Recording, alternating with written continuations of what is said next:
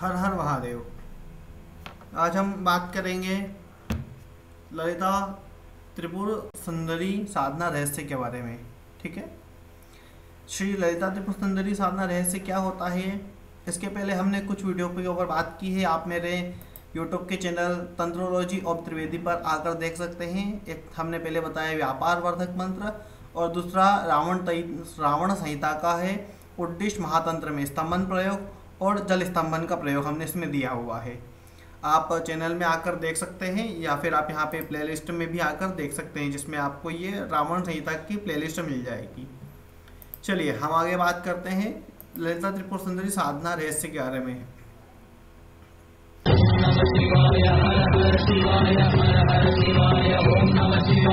श्री ललिता त्रिपुर सुंदरी, हम आपको बता दें ये 10 महाविद्याओं के अंतर्गत आने वाली महादेवी हैं और ये आदिशक्ति हैं। 10 महाविद्याओं में ये तीसरे स्थान पर माता आती है। हम इनके सामान्य साधना के रहस्य के बारे में कुछ बात करेंगे, कुछ जानकारी सामान्य ही साझा करेंगे। फिर इनके बारे में जो मुख्य बातें रहती है, साधना किस प्रकार से होती, क्या होती है, इस प्रकार से हम अगली वीडियो में बात करेंगे। भविष्य में मैं इसके ऊपर भी वीडियो बनाऊंगा। अभी हम सामान्य ज्ञान के लिए इन देवी की साधना के बारे में जानेंगे। चलिए हम शुरू करते हैं। श्री ललिता त्रिपुर सुंदरी वैदिक, तांत्रिक, यांत्रिक तीनों परंपराओं में अत्यधिक पूजनीय है। वे केवल एक देवी नहीं है, बल्कि सृष्टि, संरक्षण और विनाश की ऊर्जा को एक साथ जोड़ने वाली शक्ति का अवतार है। उनकी साधना में साधक अपने भीतर के सत्य और ब्रह्मांडीय चेतना का अनुभव कर सकते हैं। श्री ललिता त्रिपुर सुंदरी का मार्ग एक गहन साधना यात्रा है, जो भौतिक, मानसिक, आध्यात्मिक रूपों को एक साथ देता है। यानी कि ये तीनों ही चीज़ों को एक साथ देता है। श्री ललिता त्रिपुर सुंदरी की साधना का प्रथम पहलू आत्म साक्षात्कार है। यह साधक को अपने अहंकार से परे ले जाकर अपने सच्चे स्वरूप से मिलने का अवसर प्रदान करते हैं। साधक उनकी मूर्ति, मंत्र, यंत्र के माध्यम से अपनी चेतना को शुद्ध कर परम चेतना की ओर अग्रसर होता है। यह साधना केवल एक पूजा नहीं है, बल्कि अपने अस्तित्व और ब्रह्मांड के रहस्यों को समझने की यात्रा है। आप इस ब्लॉग को पढ़ना चाहें तो मैं डिस्क्रिप्शन में इसका लिंक भी दे दूंगा, हर ब्लॉग की तरह, और वहाँ से आप इसको रीड भी कर सकते हैं। हम बात करेंगे, इसमें पहला पॉइंट आता है श्री विद्या साधना का रहस्य। ललिता त्रिपुर सुंदरी की जो हम पूजन करते हैं, माता का एक नाम श्री विद्या है, यानी कि यह सर्वोच्च विद्या है। ठीक है। और जैसे श्री सूक्त होता है, वो भी माता का ही एक स्तुति रूप है। अब हम आगे बात करते हैं इसमें श्री विद्या साधना का रहस्य। श्री विद्या साधना तंत्र की उच्चतम विद्याओं में से एक है। इसमें श्री ललिता त्रिपुर सुंदरी की शक्ति का अनुभव किया जाता है। इसमें मुख्य 3 रूपों का समावेश होता है। पहला है स्थूल रूप, यानी कि जो मूर्ति के रूप में होता है। दूसरा होता है सूक्ष्म रूप, ये यंत्र के रूप में होता है। और तीसरा परारूप, ये मंत्र के रूप में होता है। ठीक है ना। पहले यहाँ पे आया है मूर्ति के रूप में, फिर आता है यंत्र के रूप में, और तीसरा मंत्र के रूप में। इस प्रकार से हम भगवती की आराधना करते हैं। पहला जो होता है, हम इसमें बात करेंगे स्थूल रूप की। स्थूल रूप मूर्ति के रूप में, इसमें श्री ललिता त्रिपुर सुंदरी को 4 भुजा के रूप में देखा जाता है। उनके हाथों में प्रतीकात्मक वस्तुएं होती है, जो प्रमुख 4 इच्छाओं का प्रतिनिधित्व करती है। ये 4 इच्छाएं धर्म, अर्थ, काम और मोक्ष है। यह रूप केवल मूर्ति नहीं है, बल्कि यह साधक को जीवन की गहराई, आध्यात्मिक सच्चाइयों का अनुभव करने का मार्ग दिखाता है। यह था पहला। अब आता है दूसरा, यह है सूक्ष्म रूप, यंत्र के रूप में। श्री यंत्र भगवती का अपना मूल यंत्र माना गया है। भगवती उसमें निवास करती है और भगवती का वो यांत्रिक रूप है। श्री यंत्र तांत्रिक साधना में श्री ललिता त्रिपुर सुंदरी का सूक्ष्म रूप है। इसमें 9 त्रिकोण होते हैं, जो ब्रह्मांड संरचना और शिव शक्ति मिलन का प्रतीक है। श्री यंत्र के भीतर ध्यान करने से साधक ब्रह्मांड के गहन रहस्यों को जान सकता है। यह साधना साधक को आत्मज्ञान की ओर ले जाती है, जहां वह ब्रह्मांड और अपने अस्तित्व के भी संबंध को समझता है। ठीक है। अब हम तीसरे की बात करेंगे। तीसरा रूप होता है माता का परारूप, जो कि मंत्र के रूप में है। यह श्री ललिता त्रिपुर सुंदरी का मंत्र उनके सर्वोच्च रूप का प्रतिनिधित्व करता है। माता के भी 3 प्रकार के मंत्र हैं, वो मैं आपको अगली वीडियो में उनकी जानकारी दूंगा। मंत्रों के ऊपर एक अलग से वीडियो बनाऊंगा, ठीक है। यह साधक को सीधे ईश्वर के संपर्क में लाता है। मंत्र ध्वनि में की पवित्र शक्ति होती है, ठीक है, जो साधक की चेतना को ब्रह्मांड की ऊर्जा के साथ संगठित करती है।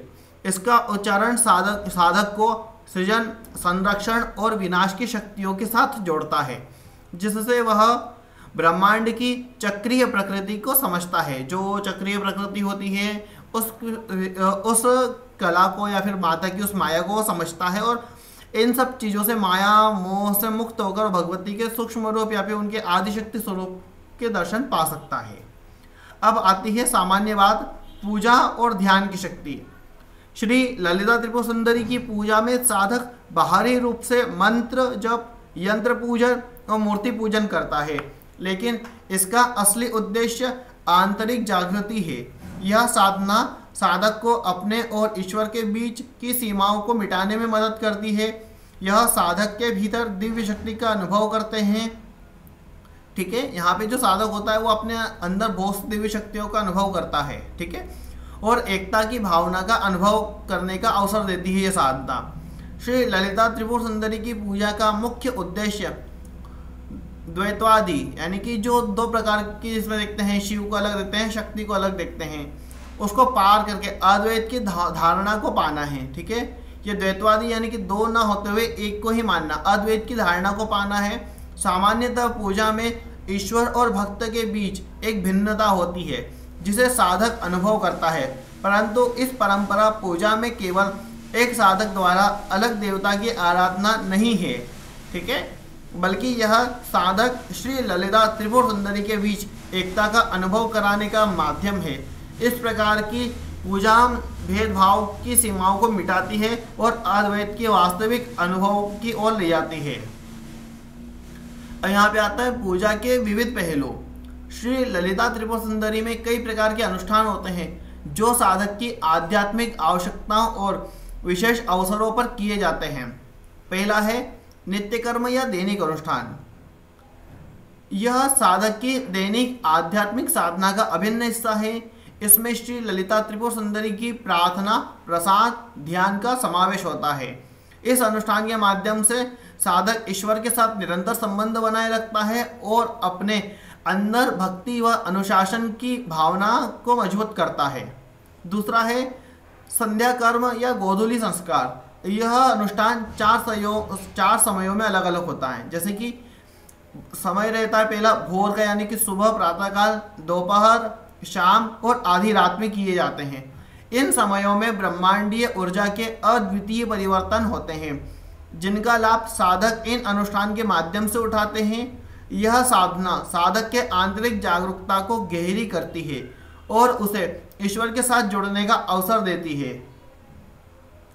तीसरा काम्य कर्म या विशेष उद्देश्य अनुष्ठान।